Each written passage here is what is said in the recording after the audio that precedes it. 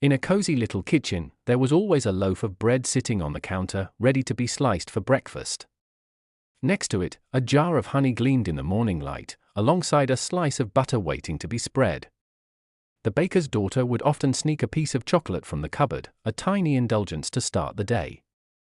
The kitchen shelves were lined with bags of flour, each one labeled carefully. There was a packet of yeast for baking, and a sprinkle of salt added a savory note to every recipe. On colder mornings, a mug of coffee was essential, sometimes accompanied by a dash of cream or a spoonful of sugar to soften the bitterness. Outside, in the vegetable garden, there were heads of lettuce growing in neat rows, with a bundle of carrots just ready to be pulled from the soil. At harvest time, the family gathered bunches of parsley and handfuls of basil to dry for the winter. Each member would carry a basket of apples from the orchard, a tradition to prepare for making pies and preserves.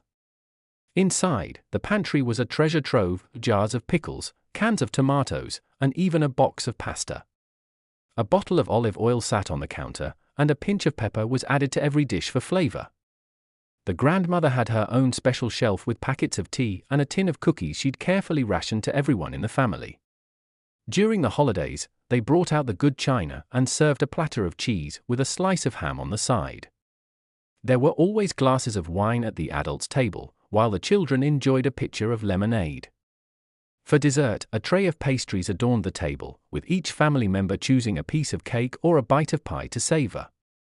As the seasons changed, so did the meals. Summer meant slices of watermelon and a bowl of strawberries. In autumn, they gathered ears of corn from the fields, roasting them with a pat of butter. Winter brought hearty stews, each with a chunk of potato and a piece of meat floating in a pot of broth. For a midnight snack, a cup of hot chocolate was a common treat, sprinkled with a handful of marshmallows. On chilly nights, a bit of cinnamon was added for warmth, filling the room with its comforting scent. Each morning, the baker's daughter packed a bag of chips and a bottle of water for school. Her lunch always included a slice of cheese, with a bit of mustard on her sandwich. Sometimes, she'd save a piece of fruit or a handful of nuts for an afternoon snack.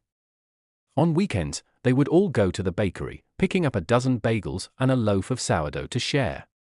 Each bite reminded them of home, of family, and of the mix of love that went into every meal.